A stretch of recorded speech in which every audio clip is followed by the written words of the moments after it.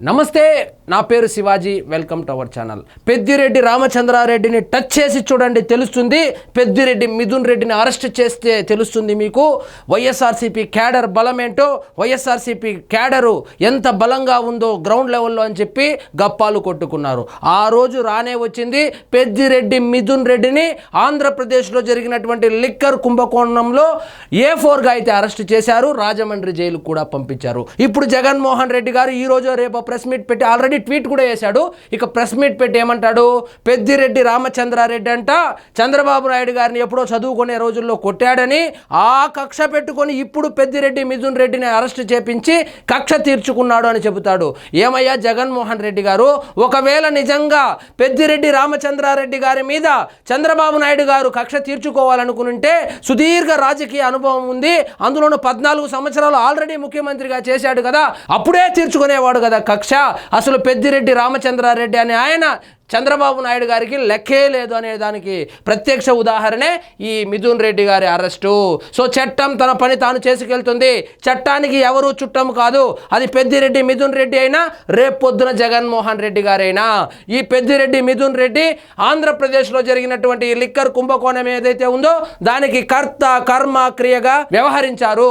ఈయన్ని అరెస్ట్ చేస్తే జగన్మోహన్ రెడ్డి గారిని అరెస్ట్ చేసినట్లే, ఈయన్ని టచ్ చేస్తే జగన్మోహన్ రెడ్డి గారిని టచ్ చేసినట్లే అని చెప్పి వైఎస్ఆర్సీపీ శ్రేణులంతా భావించినప్పటికీ, ఈయన్ని అరెస్ట్ చేసినా, రాజమండ్రి సెంట్రల్ జైలుకు రిమాండ్ ఖైదీగా పంపించినా, 1వ తారీఖు వరకు, ఆగస్టు 1వ తారీఖు వరకు రిమాండ్ విధించినా కూడా కనీస స్పందన కూడా లేదు.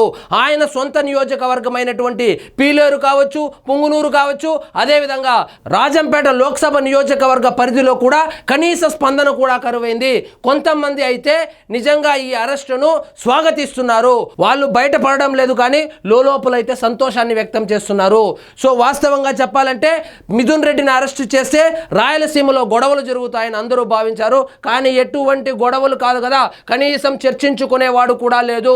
చాలా సప్పగా సాగింది. ఆయన్ని తీసుకెళ్లి రాజమండ్రి సెంట్రల్ జైల్లో అయితే పడేశారు.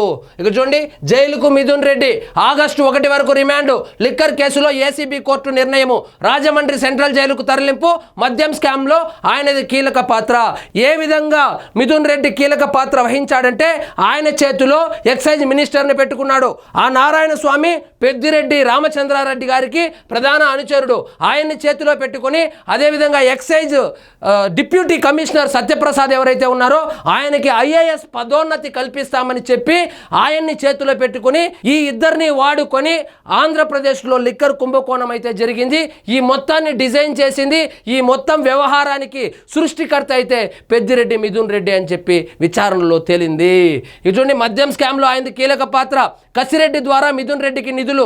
కసిరెడ్డి ద్వారా మిథున్ రెడ్డికి నిధులు అంటే, ఈయన ఏకంగా ఆయన పేరు మీద ఉన్నటువంటి కంపెనీలకే దాదాపు 25 కోట్ల రూపాయలు ట్రాన్స్ఫర్ చేసుకున్నట్లు, అదేవిధంగా చాలా సూట్ కేస్ కంపెనీలు, ఈయన ఆధ్వర్యంలో నడుస్తున్నటువంటి కొన్ని సూట్ కేస్ కంపెనీలు కూడా డైరెక్ట్ ట్రాన్సాక్షన్స్ జరిగినట్లు కూడా విచారణలో వెల్లడైంది. 2024 ఎన్నికల్లో వైసీపీ అభ్యర్థులకు పంపిణీ. ఈ లిక్కర్ కుంభకోణంలో వచ్చినటువంటి డబ్బులు ఏవైతే ఉన్నాయో ఆ డబ్బులతోనే రాయలసీమ, నెల్లూరు మరియు ప్రకాశం జిల్లాలో ఓట్లు కొనుగోలు చేసి మరొక్కసారి అధికారంలోకి రావాలని భావించినట్లు కూడా తెలుస్తోంది. సో మద్యపాన నిషేధం చేస్తానని చెప్పి అధికారంలోకి వచ్చినటువంటి జగన్మోహన్ రెడ్డి గారు అదే మద్యపానాన్ని ఉపయోగించుకొని మిథున్ రెడ్డిని వాడుకొని ఆ మద్యం కుంభకోణం అయితే పాల్గొని మళ్ళా ఓట్లు కొని మళ్ళా ముఖ్యమంత్రి కావాలని కలలు కన్నాడు. అది పగటి కలలుగానే మిగిలిపోయింది. రాజకీయ పలుకుబడితో సాక్షులను బెదిరించారు. రిమాండ్ రిపోర్ట్లో సంచలన విషయాలు. కస్టోడియల్ విచారణ అవసరమని రిక్వెస్టు. సో పెద్దిరెడ్డి మిథున్ రెడ్డికి ఇప్పట్లో బెయిల్ వచ్చేటువంటి అవకాశమే లేదు. ముందస్తు బెయిల్కు సంబంధించి హైకోర్టు తిరస్కరించింది, సుప్రీంకోర్టు కూడా తిరస్కరించింది. ఆంధ్రప్రదేశ్లో జరిగినటువంటి లిక్కర్ కుంభకోణంలో ఈయనకు ప్రత్యక్ష పాత్ర ఉంది అని చెప్పి తేలింది కాబట్టి ఇప్పట్లో ఈయనకు బెయిల్ వచ్చేటువంటి అవకాశాలే లేదు. సో వైఎస్ఆర్సీపీ శ్రేణులు అనుకున్నట్లు పెద్దిరెడ్డి మిథున్ రెడ్డి గారినే అరెస్టు చేశారు కాబట్టి నాకు తెలిసి జగన్మోహన్ రెడ్డి గారు కూడా అరెస్ట్ అయ్యేటువంటి అవకాశాలు పుష్కలంగా కనబడుతున్నాయి. లిక్కర్ స్కామ్లో కీలక పరిణామం చోటు చేసుకుంది. వైసీపీ ఎంపీ మిథున్ రెడ్డికి విజయవాడ ఏసీబీ కోర్టు రిమాండ్ విధించింది. లిక్కర్ స్కామ్ కేసులో వైసీపీ ఎంపీ మిథున్ రెడ్డి A4గా ఉన్న విషయం తెలిసిందే. దీనిపై నేడు ఆదివారం విచారణ జరిపిన కోర్టు ఆగస్టు 1 వరకు రిమాండ్ విధించింది. దీంతో మిథున్ రెడ్డిని రాజమండ్రి సెంట్రల్ జైలుకు పోలీసులు తరలించారు. ఏ విధంగా అయితే చంద్రబాబు నాయుడు గారిని అక్రమ కేసులో ఇరికించి రాజమండ్రి జైల్లో పెట్టించారో అదే రాజమండ్రి జైలుకు మిథున్ రెడ్డి అయితే వెళ్ళారు. ఇంకా కూడా వైఎస్ఆర్సీపీ పెద్దలు అదే జైలుకు వెళ్ళేటువంటి అవకాశాలు ఉన్నాయని కూడా రాజకీయ వర్గాల్లో అయితే పుంకాలుగా గాసిప్స్ వస్తున్నాయి. మరి ఆ పెద్దలు ఎవరు అనేది తెలియవలసి ఉంది. సో మిథున్ రెడ్డి అరెస్టు తరువాత జగన్మోహన్ రెడ్డి దగ్గర నుంచి చిన్న కార్యకర్త వరకు ఇది అక్రమ అరెస్టు అని చెప్పి గగ్గోలు పెడుతున్నారు. ఒకవేళ అక్రమ అరెస్టు అయితే ముందస్తు బెయిల్ ఎందుకు రాలేదు?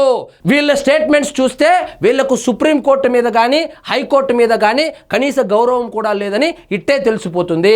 ఒకవేళ ఆంధ్రప్రదేశ్లో లిక్కర్ కుంభకోణం జరగకుండా ఉంటే A1గా ఉన్నటువంటి రాజ్ కసిరెడ్డి ఇన్ని రోజులుగా ఎందుకు జైల్లో ఉంటాడు? అదేవిధంగా మొన్న అరెస్ట్ అయినటువంటి చెవిరెడ్డి భాస్కర్ రెడ్డికి ఇంకా ఎందుకు బెయిల్ రాలేదు? అదేవిధంగా మిథున్ రెడ్డి ఒక MP, అందులోనూ ఆంధ్రప్రదేశ్లోనే అతి బలవంతమైన రాజకీయ ఫ్యామిలీల్లో ఒకటైనటువంటి పెద్దిరెడ్డి రామచంద్రారెడ్డి కుటుంబానికి చెందిన ఆయన కుమారుడైనటువంటి పెద్దిరెడ్డి మిథున్ రెడ్డికి బెయిల్ ఎందుకు రాలేదు? ఎందుకంటే ఇది అక్రమ అరెస్టు కాదు, సక్రమ అరెస్టు.